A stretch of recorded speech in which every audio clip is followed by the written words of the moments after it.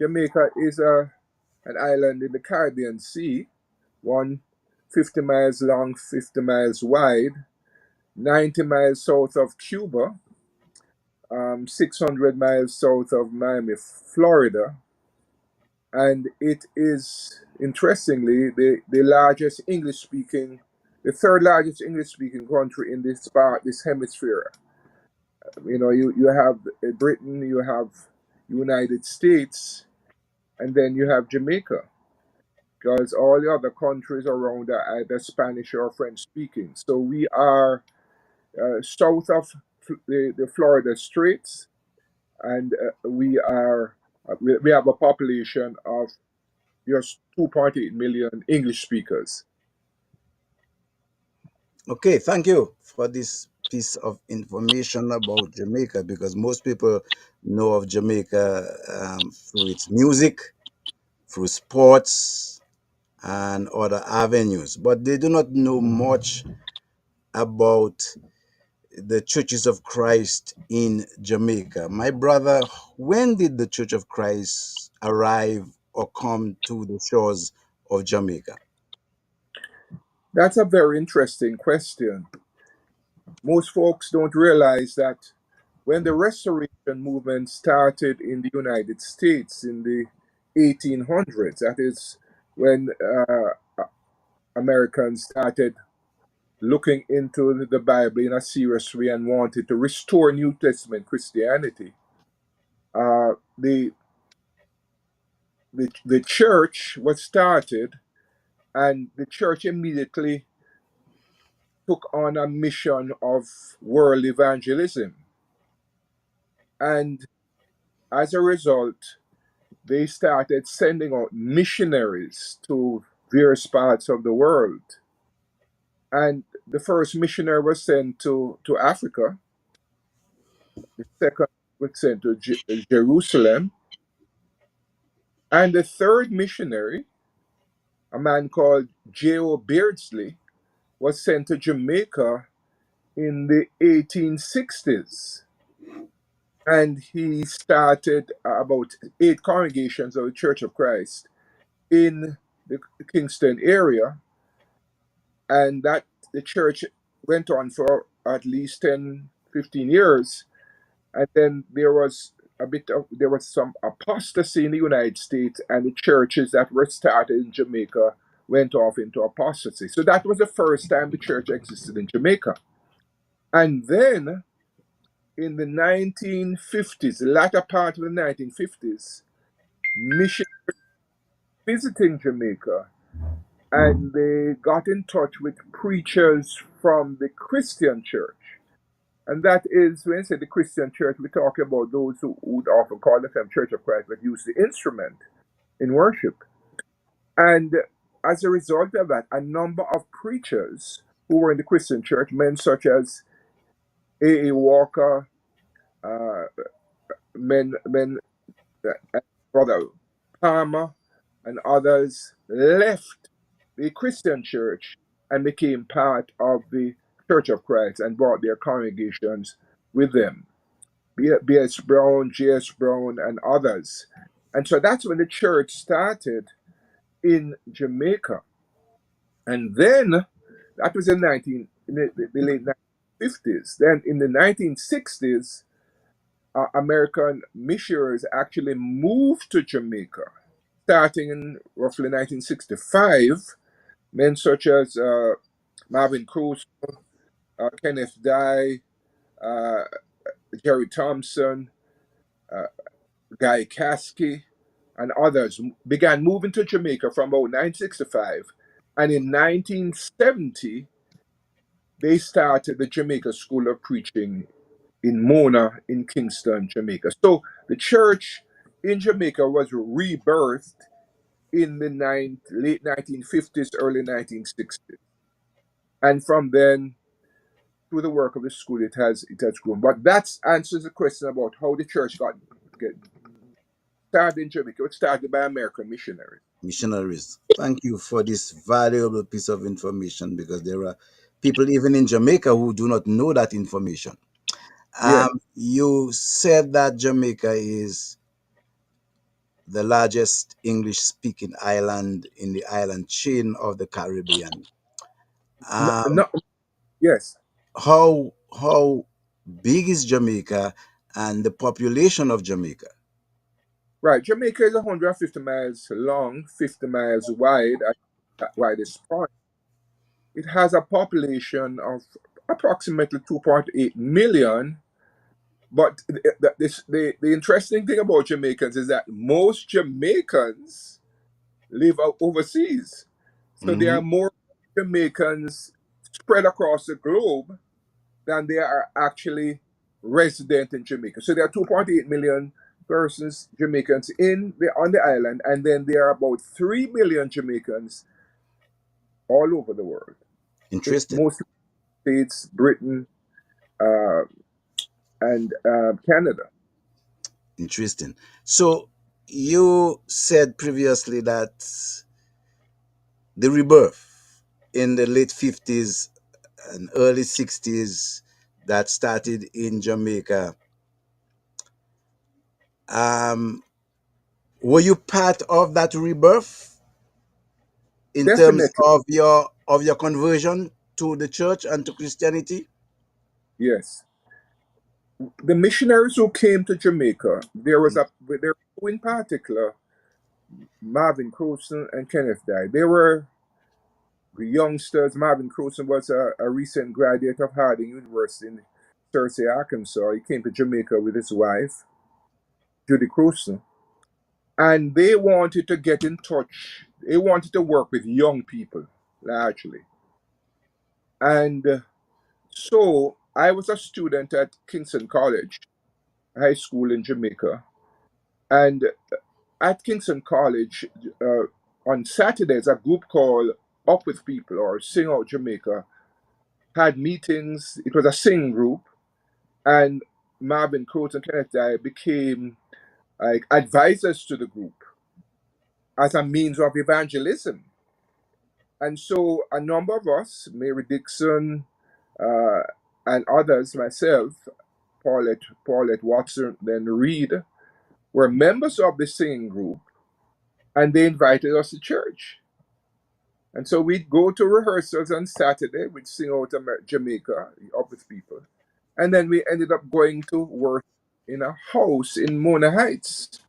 So I started worshiping in a house in Mona Heights on Daisy Avenue for about 18 months. And then I was taught the gospel, I was baptized, and I became part of the early beginnings of the Church of Christ in Mona Heights before it even had its own church building.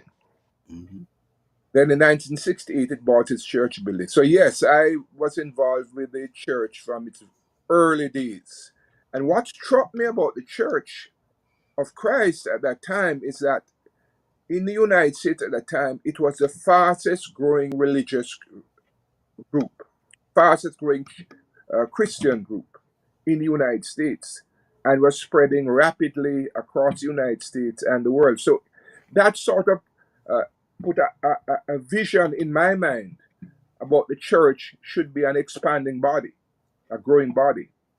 And so I made my contribution to the growth of the church at Mona, and that idea to do that elsewhere.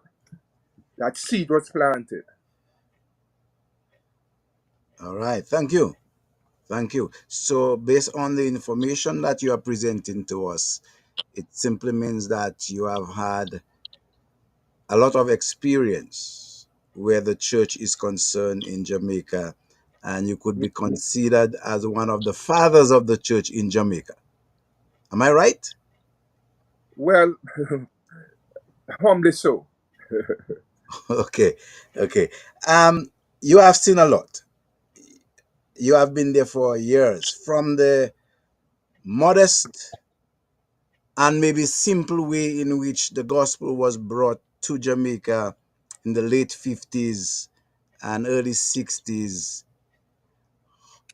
How many churches of Christ are present now, maybe approximate on the island of Jamaica with about 2.5 million people? All right, let me start by saying when the Americans came, they found about 10 or so churches that had left the Christian church. Mm-hmm. In other words, based on the work of visiting Americans in the late 50s, about 10 churches of Christ, approximately, were in existence when the Americans arrived in the mid 1960s. And they starting congregations. I was involved with the campaign with Americans in Spanish Town, the Spanish Town Church of Christ, of course, Mona, the Martin Church of Christ, the Fanside Church of Christ. Today, there are about 70 churches of Christ in Jamaica. 70. Yes, 70, yes. Okay, from humble beginnings of about 10 when the rebirth started. Yes, So the church has grown to about 70 congregations around the island of right. about 2.5 million people. Um, Looking at that growth, what would you say in terms of breaking down the makeup of the church? Uh, the churches, large churches, small churches, or medium-sized churches. How do you look at that? Well, small to medium Mhm. church. They say in America the average church is about between 50 and 100 members. So it's large churches are the exception. Medium to small churches are more the rule. The Patrick City, St. Andrew, Mona are the larger congregation. And then the average congregations are about 50, between 20 to 50 members, 60 members. That's more the average in Jamaica. Mhm. Okay, that gives us a good picture, and our listeners a good picture when they hear of Jamaica. They hear of Gladwyn Kiddoe, they hear of the churches of Christ, then they have a picture now of what the church and the work of the church looks like in Jamaica.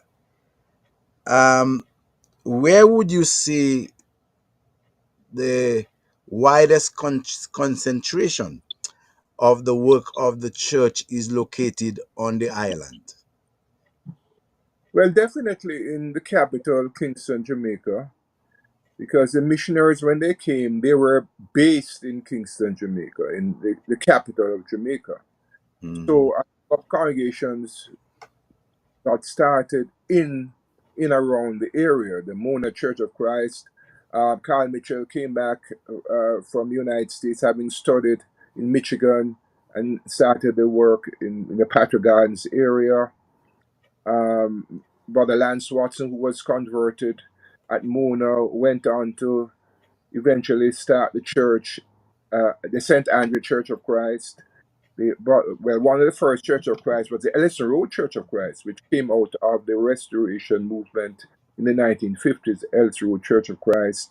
The Breton Church came out of the Restoration movement, the Breton Church. The Delano Avenue Church of Christ started in the period of the 1960s, the Delano congregation. Those are basically the churches. There are churches that didn't merge with other, like the Harborview Church of Christ, merged with the Ellison Road Church of Christ. But basically, those are the churches the the largest concentration is in Kingston, In the the Kingston capital. area. Mhm. All right. Um, Most churches, we have a church in every parish in Jamaica, but the concentration largest is in Kingston, Jamaica. and how many parishes are there in Jamaica? Yeah, 14, soon There to are become 14 15. parishes. So 14. you are saying with 14 parishes with 2.5 million people, you have the churches of Christ spread in the parishes. So maybe if you were to look at it, you would have maybe one or two, if you have 70 congregations, maybe you would have one or two congregations per parish. Am I right? Well, some parishes like St. Elizabeth would have two congregations. St. Thomas has just one congregation, while Mm-hmm. King has seven, eight congregations. St. Catherine has maybe four or five congregations. So it varies, but at least one congregation in every parish. One congregation in every parish. And was that a dream of yours, or a dream of people, of the missionaries who came to Jamaica to help out? Well, my wife and myself, we came up with a dream when we started our work in 1979. Alva and myself, we came up with a dream in the early 1980s.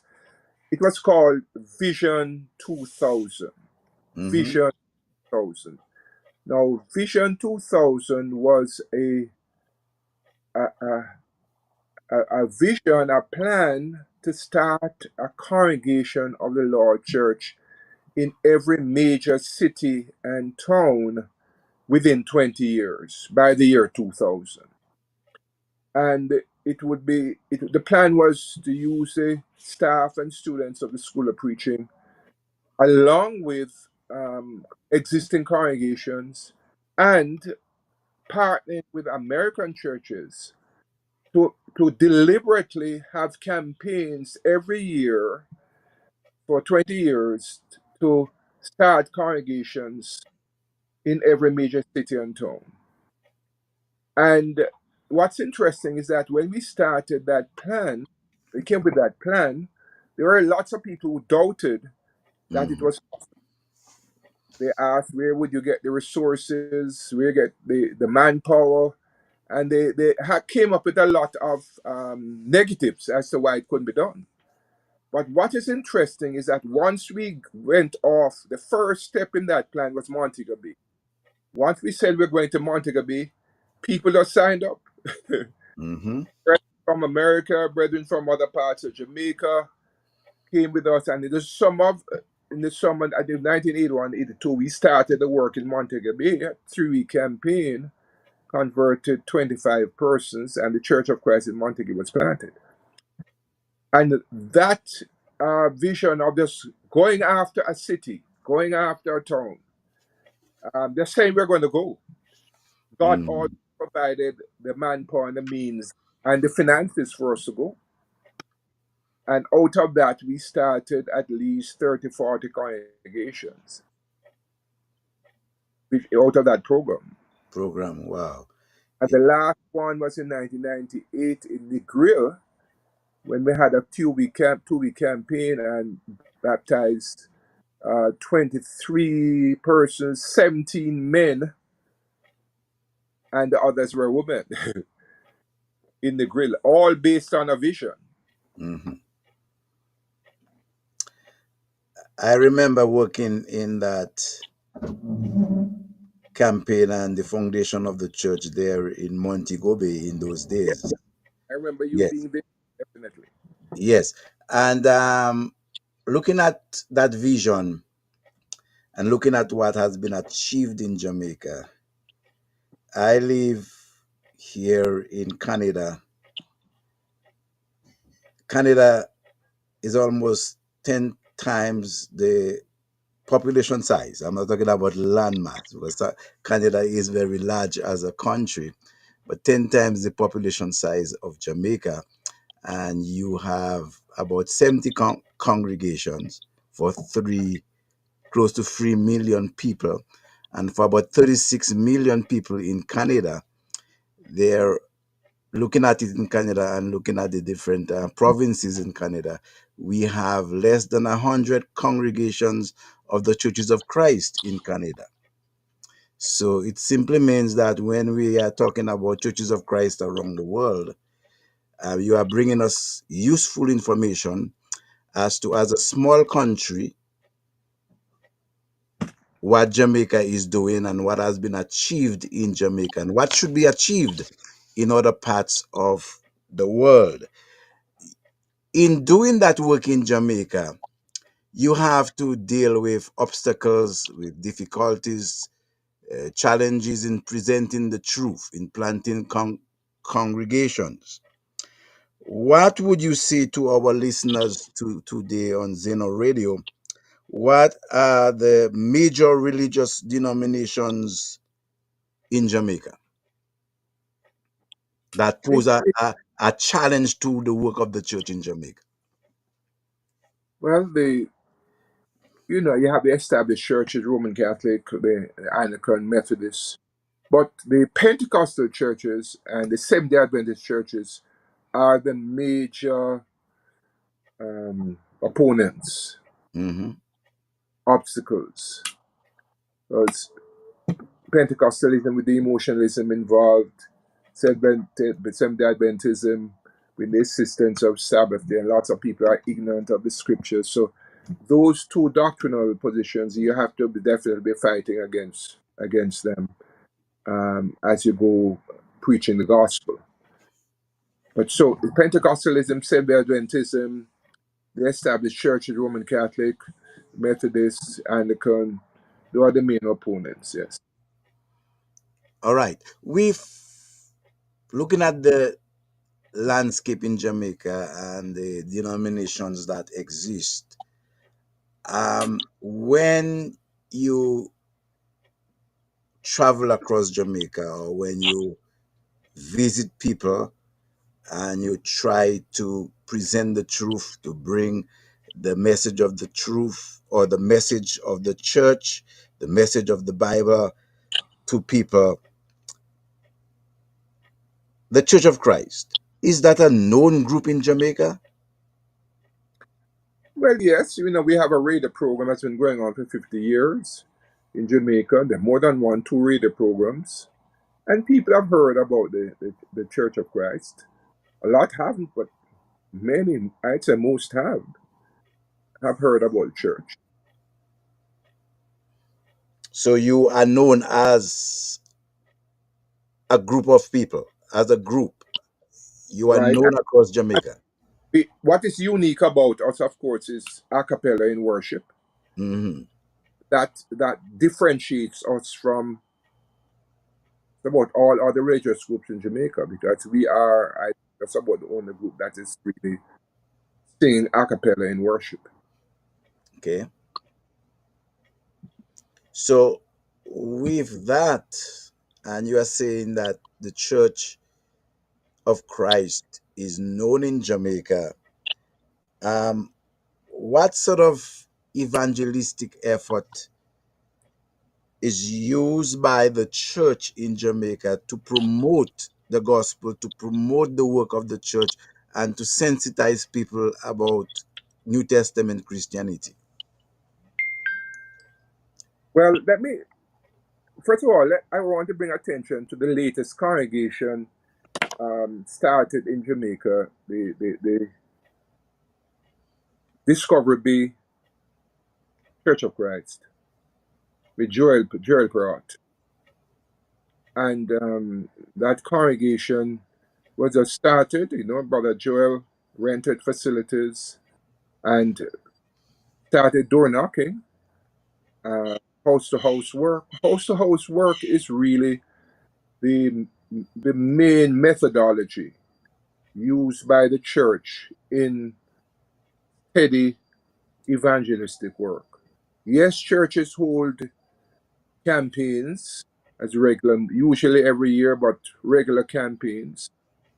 Yes, they have revival meetings, but house to house work by a team of brethren, sometimes groups of preachers get together and work in various close congregational area, like in central Jamaica, the brethren in Manitoba, brethren in Old Harbor, Spaldings, they get together and they go from congregation to congregation on a rotation basis each week to hand out tracts and set up Bible studies. So house to house work is the bread and butter methodology in Jamaica. Campaigns are the exception. House to house evangelism is the rule. And would you say all or most of the congregations are involved in house to house um, Yeah, form of evangelism. yes, yes, yes, definitely. The preacher usually takes a group of brethren from the congregation, and they have that work going once a week, twice a week. House to house work is a standard. Street meetings are also held um, as a methodology, but house to house work is number one. Street meetings, it's number two.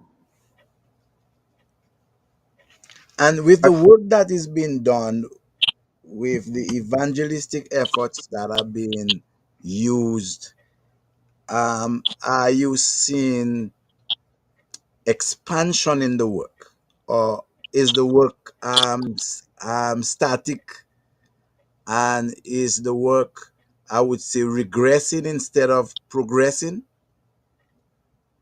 Well, COVID 19 was heavily used by Satan to impact the church, religious group, but the church, in part, to impact the church.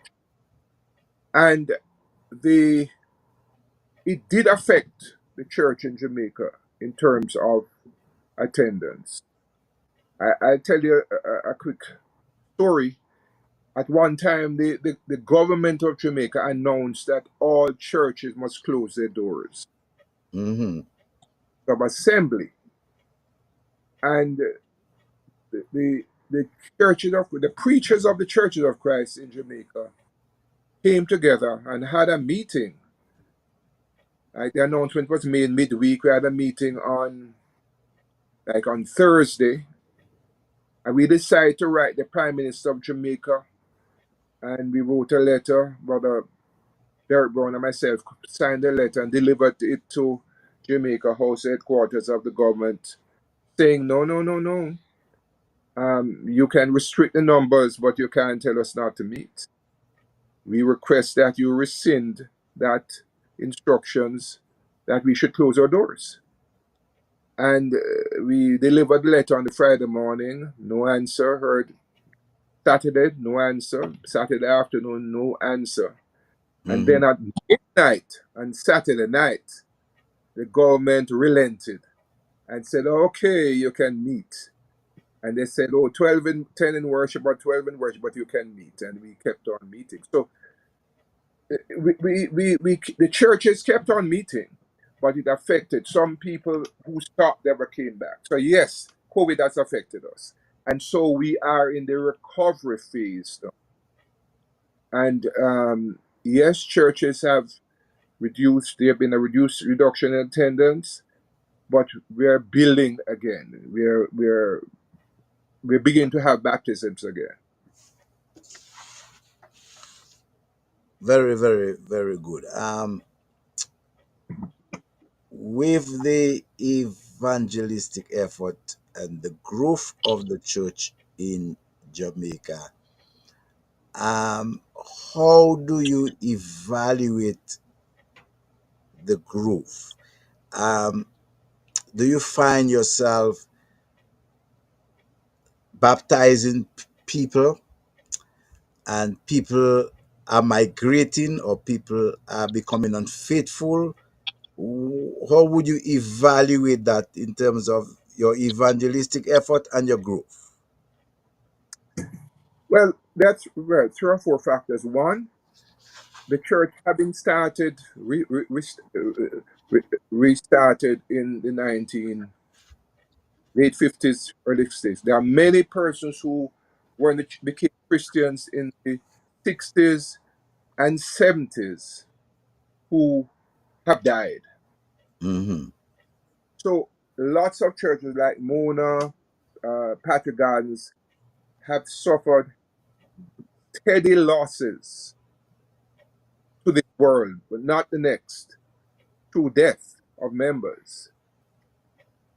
So the death has definitely affected the older churches, Okay. older churches. And then migration, congregations like Patrick City, Independent City churches, people have migrated. usually to United States and to Canada. That's a major impact. Then the third, of course, is some people falling away. Some people falling away. So those three factors have affected, especially a larger congregation. And then persons moving from rural areas in Jamaica to urban areas. So you have the rural churches having, it said, the rural having a harder time than the urban areas, even moving to get jobs. All right. So that gives us an overview as to what is taking place in Jamaica with your growth, your development, your evangelistic efforts there in Jamaica. Um, what would you say are the most pressing needs of the churches of Christ in Jamaica? Well, one of the big issues where the Church of Christ in Jamaica is concerned is that the church was started by American preachers, and for the first 10, 20 years, most of the preachers who were trained at the Jamaica School of Preaching. And when I say that, they started School of Preaching in 1970, and the the aim was to train faithful men who will teach others also. So many persons graduated from the school and went to work with congregations that had been started or existing congregations and were supported by American congregations Mm-hmm. because it was a link with America. America was sending missionaries, missionaries went back, they continued to support local preachers in the various areas where churches had been started. Now we are in a new phase where local congregations have to take on more responsibility to support local preachers. So getting congregations to move, grow in giving, to support their preacher is a big challenge because some of the churches have been accustomed to having American churches support their local preachers. So that transition is taking place now. That transition. So there are preachers who are preaching for congregations and are working secularly because American support is not there anymore, and they have to find a way to support. They have to support themselves to continue preaching. So that transition is taking place, Mm-hmm. and churches, local Christians have to step up and take up that responsibility. That responsibility transition is taking place at Mona, where they're supporting preaching. But speaking, the transition is still taking place.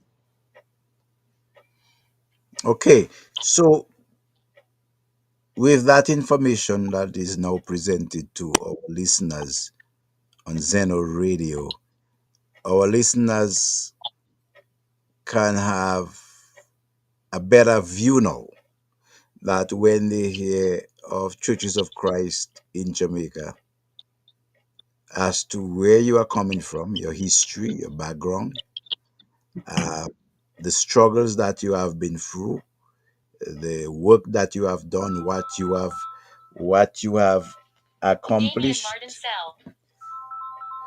We are thankful for all of what has been done.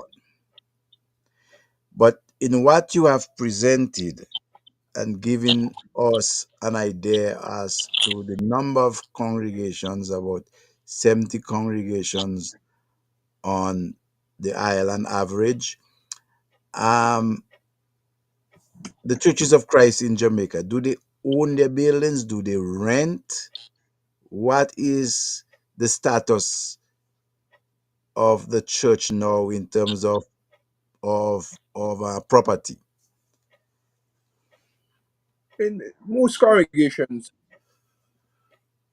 own the buildings. churches that have started more recent times, like the Discovery Bay Congregation, the Runaway. I keep saying Discovery Runaway Bay Church of Christ. The Runaway Bay Church of Christ, not Discovery Bay. The Runaway Bay Church of Christ. They rent their facilities, but the majority have their own church buildings. No.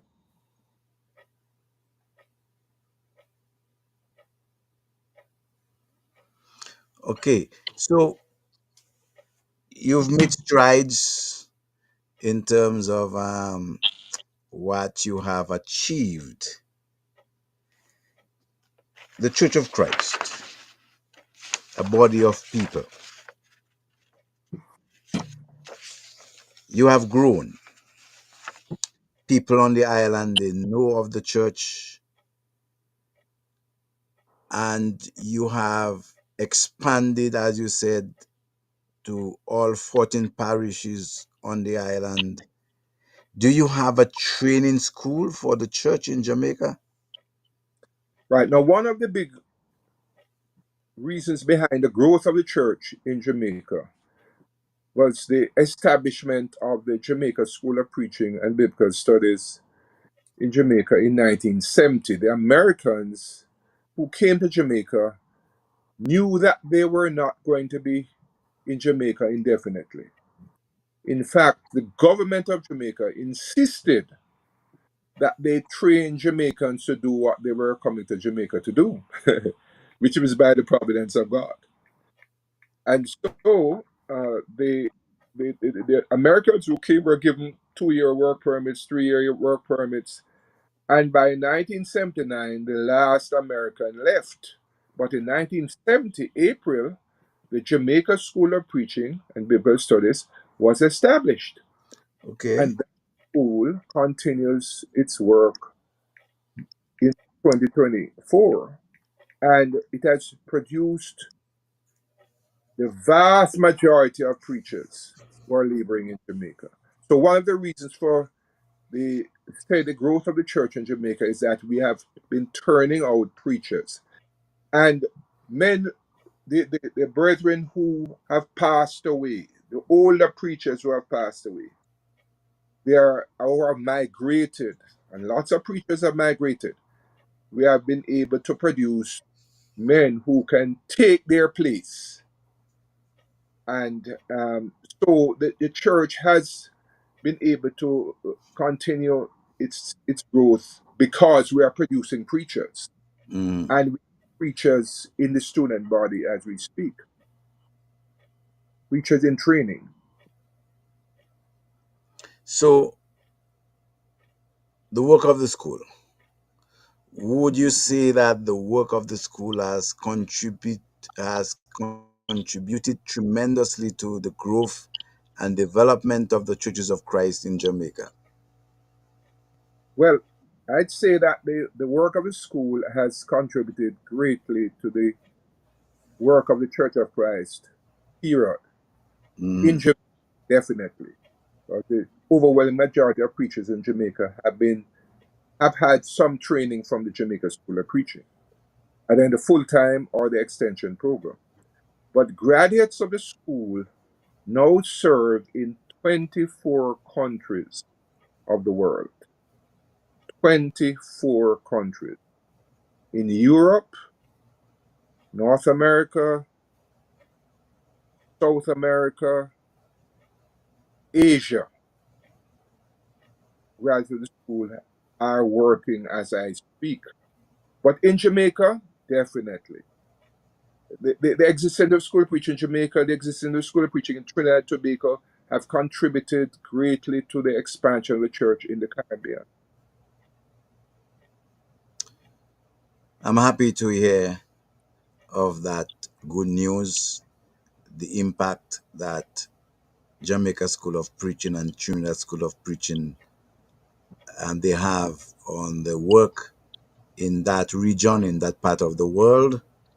And I believe that what was said this morning, that our listening audience on Zeno Radio would have gotten a wonderful view of who Gladwin Kiddoe is, of what the churches of Christ are doing in Jamaica, your needs, and the way forward. Yes. And may I just say something 1 minute, Yes. brother? I know your time is limited. The Jamaica School of Preaching is teaching both physically at our facilities in Mona, and we have an extensive Zoom teaching program. So brethren can go to jspmona.org and find out about our Zoom or extension program, because we have classes on Monday, Tuesday, Wednesday, up to Saturday mornings, Friday, by Zoom.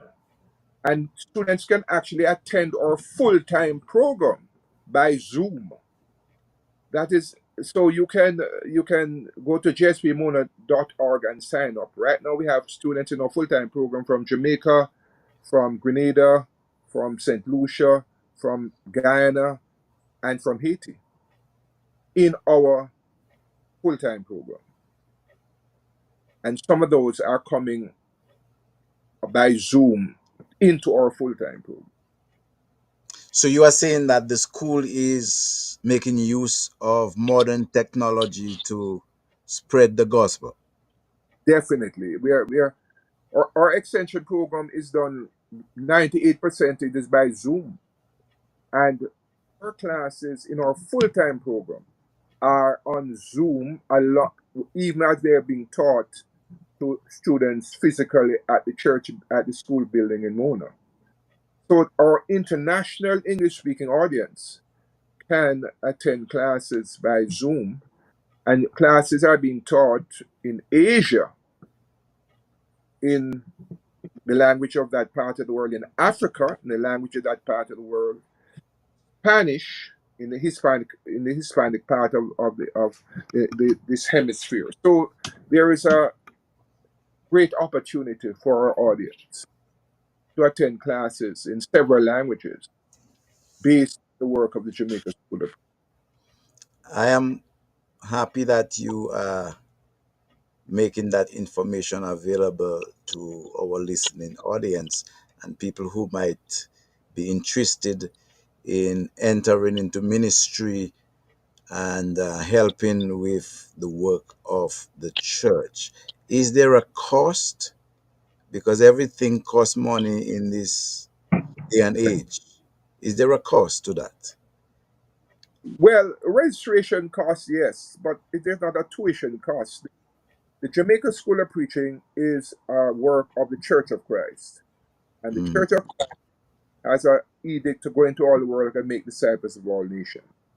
And Paul said to Timothy, the things you have heard of me among many witnesses, teach out of faithful men. So we are, we, churches support us to carry out that work of 2 Timothy 2 and verse 2, teach faithful men. And we are teaching men and women across the globe to help to spread the gospel in their part of the world. And so we have a registration cost, um, but we don't want that to be a hindrance to your participation in our program. Okay. I want to say to you, Brother Kiddoe, that it has been an enlightening morning as you are the first of many who will be making contributions to the churches of Christ around the world on a Saturday morning, giving us insights, giving us information, and bringing our listeners useful information about the church where it exists and the work that is being done. I want to say thank you so much. Thank you for accepting the invitation to share information about the work of the church in Jamaica. I wish you Thank well you. with the work that you are doing and the ministry that you are heading where the school is concerned to train faithful men to take the gospel to the world. Go ahead, my brother.